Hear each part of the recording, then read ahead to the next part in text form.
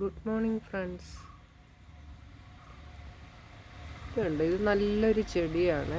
ഇത് വെയിലുള്ള ഭാഗത്ത് നല്ല കളറ്, നല്ല ഡിസൈൻ കളറൊക്കെ വന്നിട്ടുണ്ട്. പക്ഷെ വെയിലില്ലാത്ത ഭാഗത്ത് ഉണ്ടോ,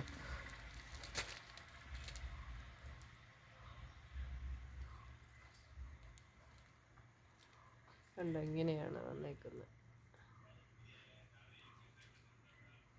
ഇതിൻ്റെ പേരെനിക്കറിയില്ല, പേരറിയാവുന്നവർ കമൻറ്റ് ചെയ്യണേ.